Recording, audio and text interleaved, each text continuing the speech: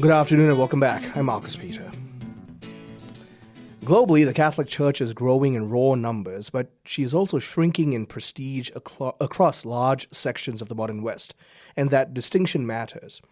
The Vatican's most recent statistical release reported worldwide Catholic populations rose from about 1.406 billion in 2023 to just over 1.422 billion in 2024. The strongest growth was in Africa, and then secondarily, expansion was in parts of Asia.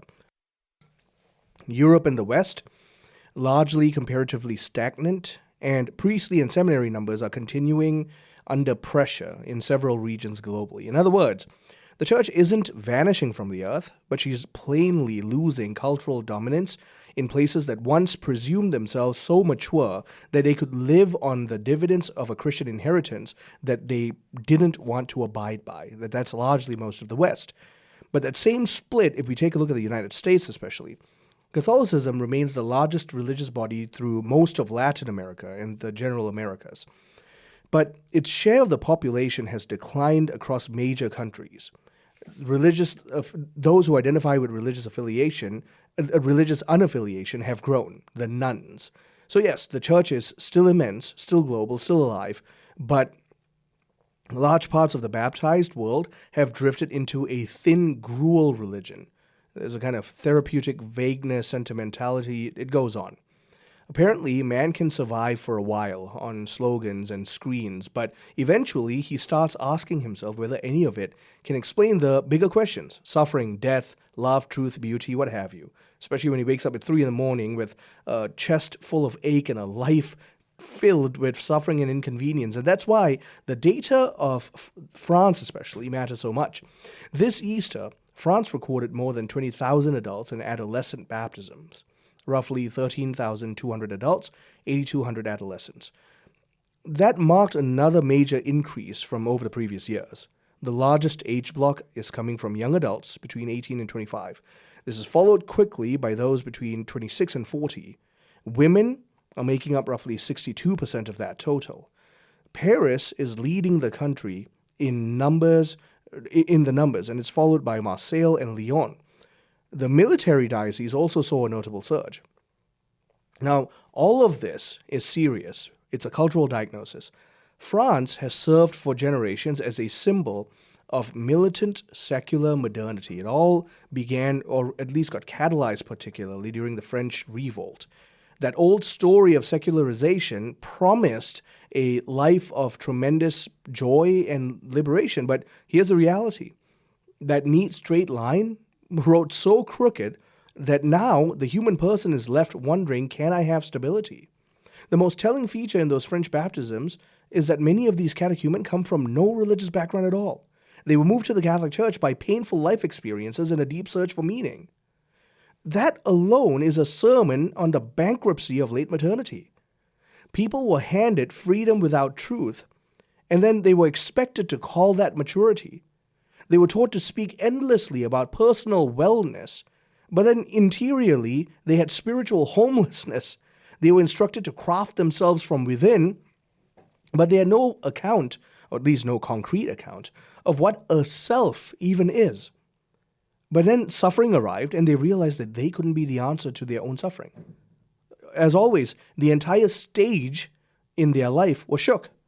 None of this is new, by the way. We've seen this throughout human history. This is a civilizational swing. If we were better students of history, we'd learn from it. When a culture loses confidence in transcendent truth, the moral language devolves. And when that happens, well, governments start ruling by force, and the human person suffers. Will Durant, he wrote, "Every civilization requires a unifying moral code and some basic faith that lifts morality above this moral calculus, if you will." Alexis de Tocqueville, he was looking at democracy, and he argued, moral habits and religion are indispensable to the maintenance of political freedom. Those observations are relevant because once objective truth is severed from public reason, man does what he has always done. He sacralizes his tribe, he favors the strong, he glorifies human license, and then he calls the whole thing progress. Meanwhile, that decadence ruins society. The ancient world saw this pattern. We should learn from it.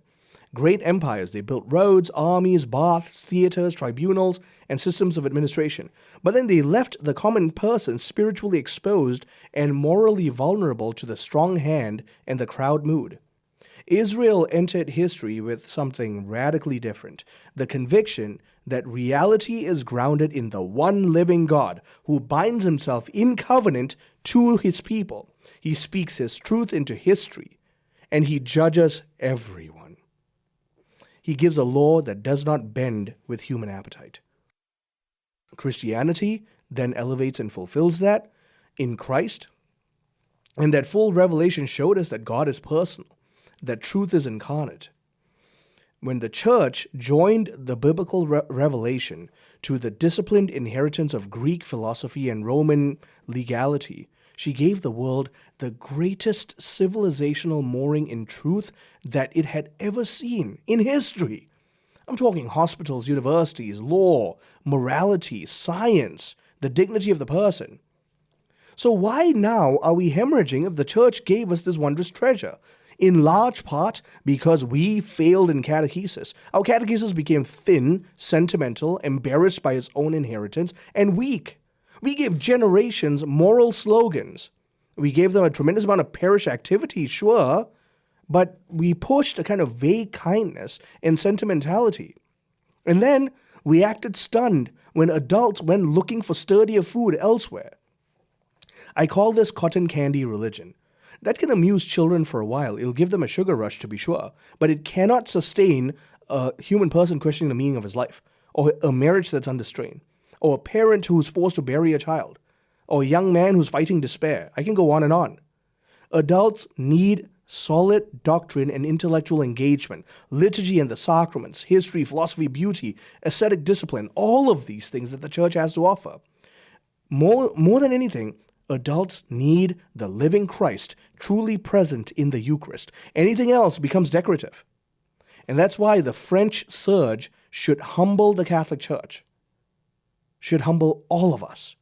Because these converts are finding in the church what cradle Catholics were rarely taught to cherish. And so they're finding the intellectual tradition and meaning and judgment. They're finding sacraments and order and a final recourse that they can turn to. They're hungry for encounter with God in the Eucharist.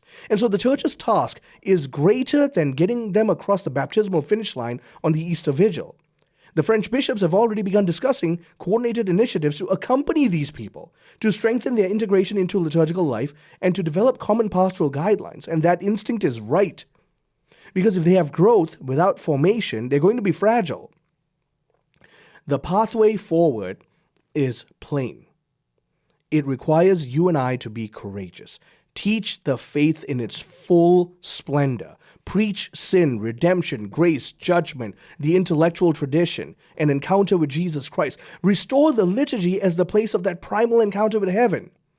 Form people deeply in the scriptures and natural law, in the fathers and the saints and the scholastic teachers and philosophy and the sacramental imagination. Build the Eucharistic life at the center of the church. Give these seekers in Christ his fullness, not a diluted substitute shaped by the anxiety over numbers for a program. In 1969, Joseph Ratzinger foresaw that the church would become smaller and lose many of her social privileges. But he also said that she will come out of that, unfolded in praising God for a purity of the church. So yes, the present age is painful. The church is the panacea. Christ is purifying his bride, and amid that purification, young people especially are walking toward the font. Because the world has failed to answer the questions of the human heart. The soul still wants God. The intellect still wants truth. The person still wants worship. Jesus Christ is waiting to embrace them in his fullness. The question is whether you and I will give people the fullness of what Christ and his church have to offer, that will finally satisfy their souls.